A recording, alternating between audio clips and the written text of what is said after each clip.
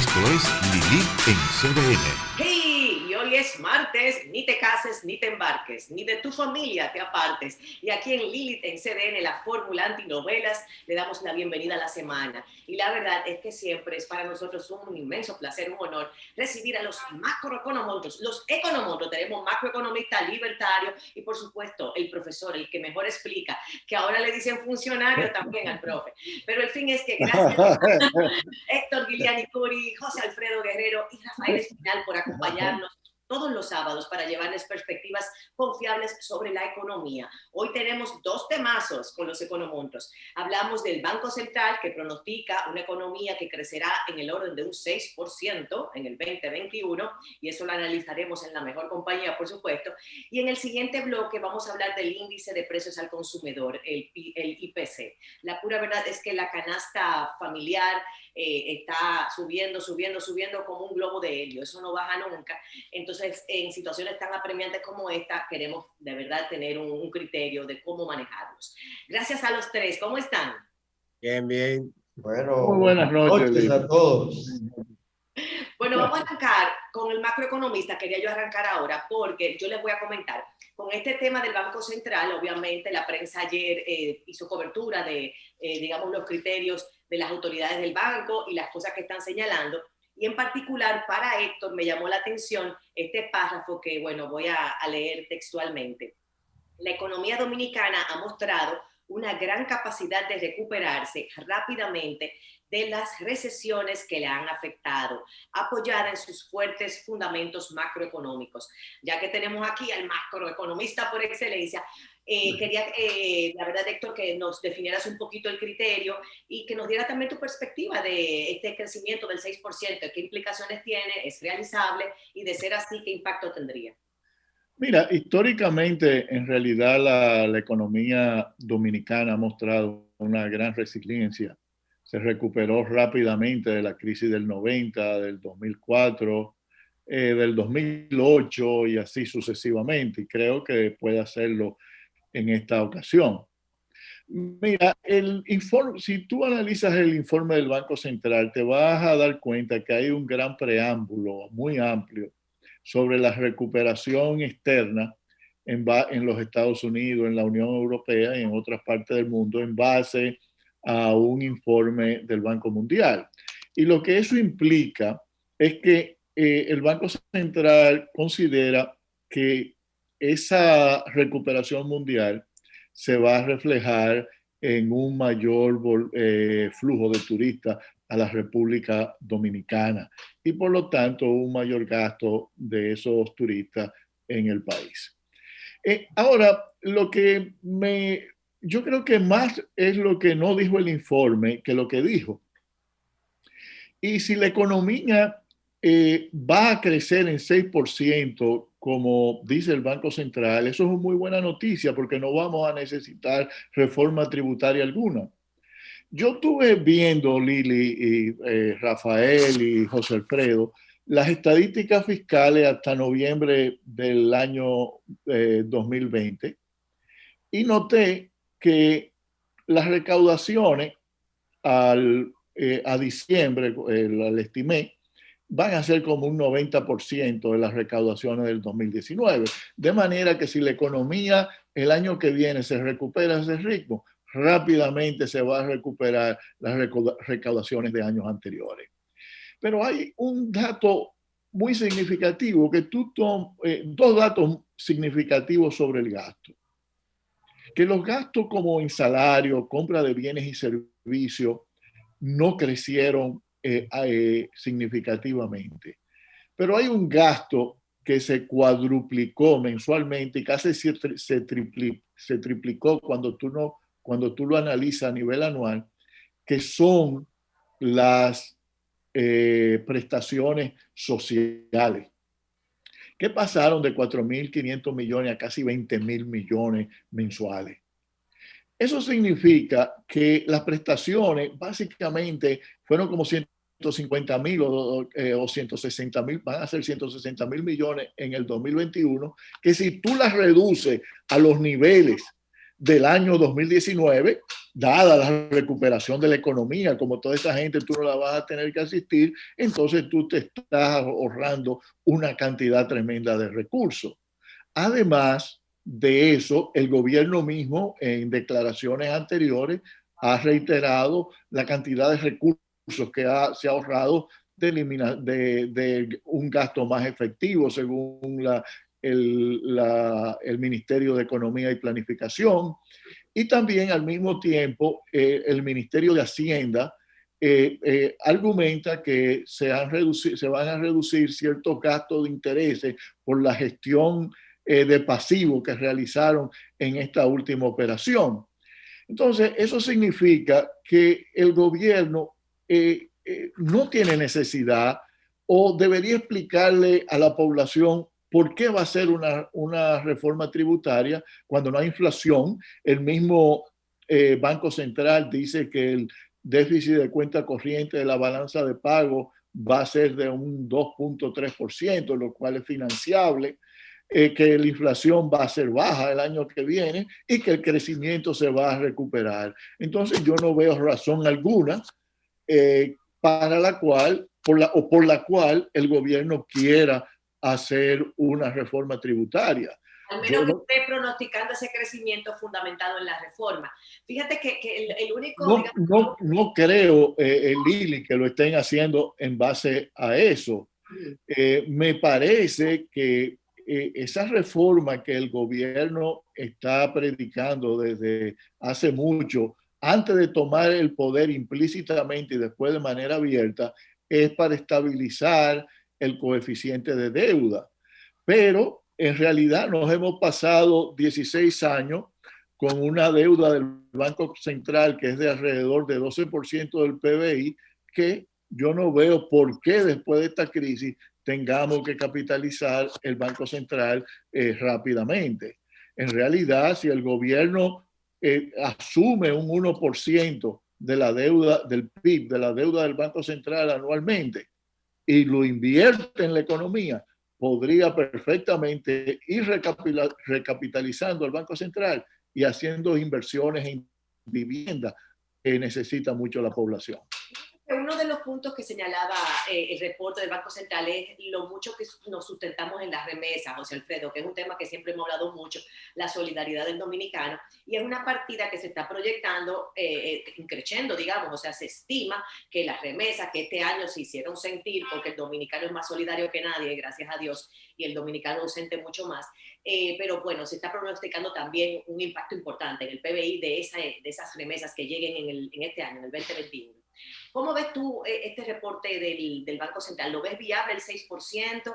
Y digamos, ¿qué sabor te deja como economista y como libertario este criterio? Para mí no, o sea, mientras la economía siga como está, con todo este tema de inseguridad e incertidumbre por el tema de la pandemia, todo eso son ejercicios teóricos. No es cierto que las economías crecen cuando tú destruyes la base de lo que es la creación de riqueza, que es el empresariado, los mercados libres, las interacciones. Para mí, el mundo está volviendo a las cavernas. Si siguen el camino que vamos, entonces son un ejercicio teórico. Para mí realmente no tiene mucha importancia eso de 16, 10, 15. Yo no quiero ver una economía que se liberalice, que vuelva todo a la normalidad, y entonces después hablamos de cifras y de cosas, pero mientras todo sea así, yo no veo nada. Para volver a la normalidad, José Alfredo, tendríamos que salir del COVID, porque la pura verdad es no hay que salir del COVID, no. No, se puede abrir con COVID, no hay problema. Eso ya lo he hablado mucho aquí, no sería bueno, tengo mi posición bien radical en eso. Desde mayo, que yo fui a un programa en Acento, yo dije que el mundo se estaba sobre reaccionando y que esto es imposible. O sea, yo no... Vamos a darle paso a Rafael a ver qué dice del 6%. Antes de darle paso a Rafael, déjame decirte, José Alfredo, que tienes coro, porque ayer en el AM de Diario Libre vi la columna de Inés Aispun, muy querida. ¿Viste? El fin es que leyendo todas sus, digamos, postulados, fue puesto se puso digamos, se puso de acuerdo con José Alfredo. Pero ciertamente refleja esa inquietud que tenemos todos de cómo para que haya ingresos, para que haya un impacto en el PBI, en ingresos, esos ingresos llegan del empresariado y sobre todo las MIPYME, que son la masa, y bueno, no estamos pudiendo producir las MIPYME, y yo diría que el empresariado en general. Pero bueno, vamos a pasarle la palabra al profe, a Rafael, que nos diga. Cuéntanos a ver. Mira, Lili ¿Estás de acuerdo con el 6, Rafael? ¿Tú crees que sí? y colegas, fíjense lo siguiente, los informes del Banco Central no se discuten porque son mágicos, siempre he dicho eso. Es decir, esas cifras no están fundamentadas propiamente en expectativas reales. Voltaire, el gran filósofo francés, escribió un libro que incluso está prohibido por el Vaticano, que se llama Cándido, que es acerca de un personaje optimista que lo despiden del palacio donde vive y él vive en el mejor de los mundos posibles. Bueno, el gobernador del Banco Central vive en el mejor de los mundos posibles. Y es su papel, yo siempre digo que su papel es presentar un mundo ideal de expectativas positivas para tratar de estimular la buena marcha de la economía. Sin embargo, mira, con esta primera quincena de enero, trabajando hasta las 12 del día los sábados y domingos, y con los negocios cerrados a las 5 de la tarde, las expectativas de crecimiento que pudieran haber para el presupuesto, que eran de un 5%, no se cumplirán. El Banco Mundial estima un crecimiento del 4.5%. El gobernador del banco habla de un 6%.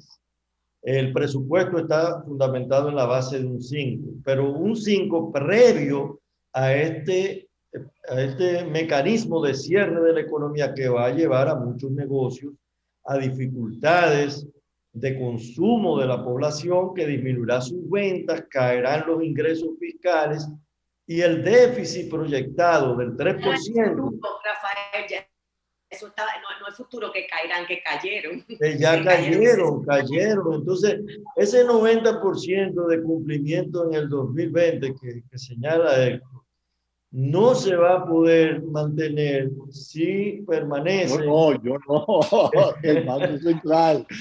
No. Ese que tú mencionaste, no se va a poder mantener porque si los negocios y la actividad económica no se flexibiliza, obviamente los ingresos fiscales van a caer y el déficit proyectado de un 3% va a ser superior al tener el gobierno que acudir y prolongar los mecanismos de apoyo a esos negocios y a esos desempleados. De modo que estas proyecciones, además, como señala José Alfredo, la economía mundial no se puede predecir todavía el comportamiento que puede tener. Mira, el Fondo Monetario la semana pasada dio un panorama muy oscuro. Sin embargo, el Banco Mundial da un panorama más optimista. ¿Por qué ocurre esto en dos organismos de tanta importancia a nivel mundial? Porque es totalmente impredecible el curso de la economía mundial cuando hoy día ha retornado al cierre de muchas de las grandes economías europeas y han vuelto a retroceder por el incremento de la pandemia. Y la vacuna todavía no lleva el ritmo esperado. El turismo no es cierto que se va a recuperar en el segundo semestre de este año. Todavía en el segundo semestre de este año va a haber la mitad de la población mundial estará sin falta de vacuna y el resto estará escondiéndose para que no lo vacunen por el temor a la vacuna. Entonces, ante una situación así, hacer predicciones son como la de Cándido, el personaje de Voltaire. Claro, es como un poco inocente, infantil. Pero la verdad, como decía, por lo menos establece digamos, un gol. Digamos que la motivación es establecer algo que sea ilusorio. Ajá. Mira, puedo hacer un comentario con relación a eso de Cándido, que dice Rafael. Yo recuerdo también las predicciones optimistas del Banco Central de cuando el COVID, de que la economía, el crecimiento iba a ser 0%, y se resultó casi menos 6,7%. Así que si ahora esperamos que ahora por lo menos estén cerca, ¿no? O por lo menos que termine en 0. Nos quedamos con el 6. La verdad es que sí, que es un poquito delicado en momentos como este, donde todavía no tenemos, la verdad, un aliciente para decir, bueno, podemos coger por este camino, ya que se está recuperando. No hemos llegado ahí. Es bastante arriesgado asumir un objetivo y establecerlo como comprobable, porque si no se cumple, aunque no todo el mundo sigue las cifras como ustedes, como los economonstruos, pero la gente está empezando a seguirlas porque el bolsillo se impone y a sentirlas, obviamente. Entonces, si se establecen criterios que luego no se cumplen, pierde la confiabilidad de la institución y pierde la confiabilidad de esas proyecciones. Entonces, la pura verdad es que yo diría que hay que proyectar con más cuidado, porque prometer algo que no podamos cumplir no le veo mucha lógica. O sea, asumir como beca algo que no vamos a poder cumplir, como que pienso que... Mira, pero bueno. Ahí lo más peligroso es la proyección que se haga de los ingresos del gobierno a partir de esa proyección del Banco Central, porque entonces pudieran estar proyectándose gastos que al final no se van a poder realizar y va a aumentar el déficit fiscal de este año 2021. Y ellos hablan también en el mismo reporte, disculpa, ya para cerrar, que el incremento en, digamos, el porcentaje que la deuda, digamos, representa en función del PBI, es porque nosotros hemos reducido significativamente el PBI de este año y por eso la deuda proporcionalmente en términos de índice, pues se ve tan radicalmente afectada, pero que en efecto es un espacio de deuda, como señala el Banco Central, un criterio de deuda similar al del año pasado, en términos de índice. Bueno, con más razón. Si la economía se recupera, la deuda como proporción del PBI va a bajar. Entonces, ¿para qué entonces una reforma tributaria? Seguimos no hay justificación tampoco por el lado de la deuda. El problema, fíjate Héctor, el problema es que la deuda en relación con el PIB, para mí es un valor que no tiene ninguna significación económica. Lo importante es el servicio de la deuda en proporción de los ingresos fiscales. Y si los ingresos fiscales se caen en el curso del año y el año que viene continúa una recesión, entonces habrá un problema de capacidad de pago del servicio de la deuda. Que sea poco o mucho en relación con el PIB, no importa, en Japón y en los Estados Unidos es más del 100% del PIB, pero tienen la capacidad de pago, ¿no? Tienen la confianza del mundo, pero en el caso dominicano el problema no es la proporción del PIB, es la proporción en relación con los ingresos fiscales para el servicio. Pudiéramos llamarlo, una especie de liquidez. Mira, así es un indicador de liquidez. El de deuda PIB es de solvencia. Muy buen análisis de Rafael. Mira, lo importante desde el punto de vista de la dinámica de la deuda es el crecimiento del PIB con relación a la tasa de interés real que se paga y lógicamente el superávit o déficit primario. El superávit o déficit primario del sector público aquí en la República Dominicana no es significativo. Es relativamente bajo y a veces llega a 0 o sube un poquito. Y con un crecimiento de 6% y las tasas de interés reales de 3 o 4%, pues entonces no va a haber necesidad de reforma tributaria. Vamos a estar mejor que el año antes que el COVID. Bueno, señores, nos despedimos para acabar con este bloque y ir de nuevo a contactarles de una vez y, por supuesto, presentar a la audiencia nuestro próximo tema, que es el índice de precios de la canasta básica, que es un tema, bueno, muy debatido por todas las amas de casa del país. Así es que afínense que necesitamos entender cómo que esto sube y nunca baja. Vamos a una pausa y volvemos. Compartiendo la pantalla.